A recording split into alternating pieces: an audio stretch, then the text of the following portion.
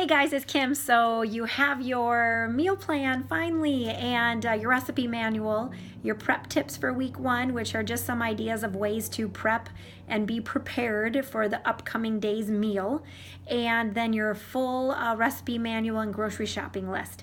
So I hope you like the format and the new professional look. My husband did that and I feel like he did a really, really good job. So I'm really excited. If you're looking at your meal plan, I just want to go over some of the most commonly asked questions.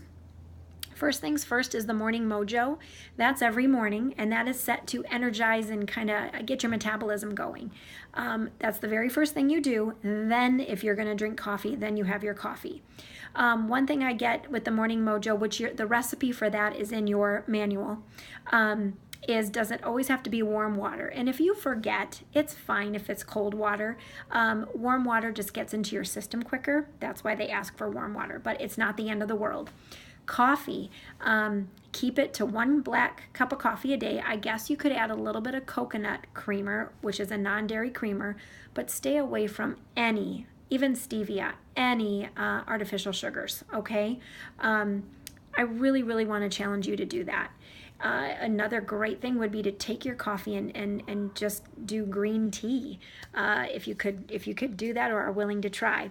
I still have 1 cup of black coffee during the challenge, and I think it's important to learn to just drink black coffee. It's so much healthier for you than all the junk we add in, which just screws up your metabolism, okay, for the day. So you're starting with your morning mojo, and let's continue on with just a black cup of coffee, or no coffee. Then your green smoothies are interchangeable. Just make sure you change up your grocery shopping list, depending on what smoothie you're gonna try. There's lots of recipes in your manual. I wanted to tell you the overnight quinoa is delicious, but if you are being strict paleo, then you probably want to substitute that with another smoothie. That's absolutely fine. But I do, if you're flexible like I am, I have a little bit of quinoa here and there. It's delicious. Pumpkin pancakes on Friday are fantastic. You might want to try to make those on Thursday night. But they're so good and they're great for snacks too. And it's a new recipe and they hold together very well. And then the frittata for the weekend is delicious. Snacks are interchangeable too. I would highly suggest you see there's a homemade protein bar. You have 2 recipes in your manual for homemade protein bars. Choose one, I think they're both good, and make it Sunday night, and you can use it for your snacks, for emergency snacks in the afternoon if you're just starving. I think it's good to always have those on hand, especially if you're in your car a lot or you're traveling. Those homemade protein bars are awesome. I would if you're traveling, I would individually wrap each of them and keep them in the refrigerator, just to keep them longer and keep them fresher. If you're not a hard-boiled egg person, just go ahead and make a substitution. A great snack too is apple and a tablespoon of almond butter, or an apple or a half a cup of fruit and a small handful of nuts, raw nuts like almonds or raw walnuts or something like that. Greek yogurt is okay, but if you are trying to be strict, no dairy, then you probably shouldn't do the Greek yogurt. But once in a while, once a week, if you're okay, if you digest dairy okay, Greek yogurt, if you like it, there's no problem with it. Just make sure it's unsweetened and plain. You get your sweetness from the berries.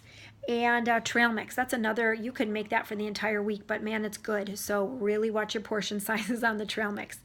Lunch, the way we do lunches is it's usually leftovers from your dinner the night before, and that helps us save money. But you can always do a salad for lunch if you run out of leftovers. You can always do a salad with protein, with hard-boiled eggs cut up on top. Always use a homemade salad dressing. There's recipes in your manual, and I'd love for you to try to stick to those recipes in your manual. You'll see on Monday, a lettuce wrap with veggies and 2 ounces of sliced deli meat turkey. That can be a lunch anytime. 2 to 3 of those is fine. I should have put that on there, and I apologize. So you might want to change that and say 2 to 3 lettuce wraps. And I like to dip those in homemade salad dressing myself. Or I like to put some avocado in there for some fat. You need some fat to keep you satisfied. But that lettuce wrap could be a lunch every day if you want it to be, okay? And again, 2 to 3 is a serving size. Usually 2, especially if you add avocado, but 3 if you're really active, or you're a guy, because you have a higher higher calorie need. But for the most part, you really want to look at serving sizes for your dinner and how many people you're cooking for. There's a potential that you will not have a lot of leftovers. So you are going to have to do a little bit of work for your lunches. Another thing, there's a mom's chicken soup recipe. You could make a big batch of mom's chicken soup and take that to lunch with a small side salad. One other thing is there's a meat sauce recipe in there that is so delicious. You can put this meat sauce over anything, and you can also eat it cold by itself. It's that good. Look that up, because that could be a big batch that you make, and you take that for lunch throughout the week. If you're not going to have any leftovers.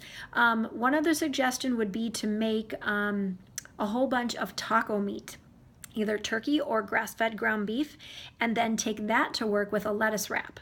So a couple different ideas. Take a look at the different options, and but you will have to change your grocery list if you don't think you're going to have leftovers. And then dinners. I really want you to look at serving sizes again.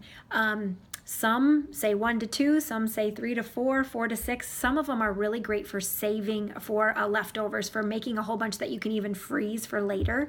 And that's why they're bigger serving sizes. So please look at that. Some of the recipes are really easy to make. Some are a little more involved. Some are on the grill. These are all interchangeable too, but I ask that you only use recipes in your recipe manual if you're trying to stick to the challenge.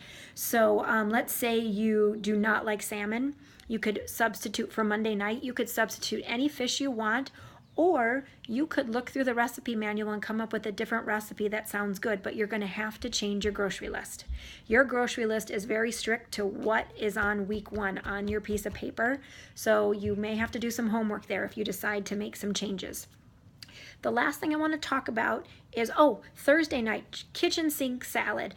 I want to tell you, I gave you quite a few recipes for different salad recipes in your, just kind of miscellaneous salad recipes in your recipe manual.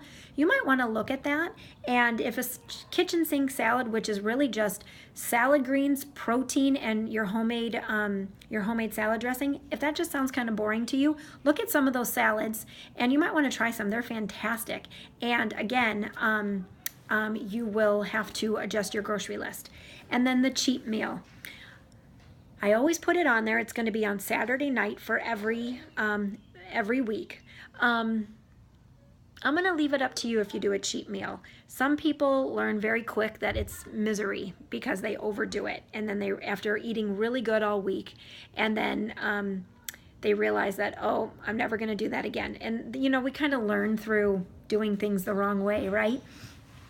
If you're going to cheat, I just want it to be one meal, and don't cheat too bad. If you love a glass of wine, that would be a good night to have a glass of wine. If you like an alcoholic beverage, that would be a good night. One.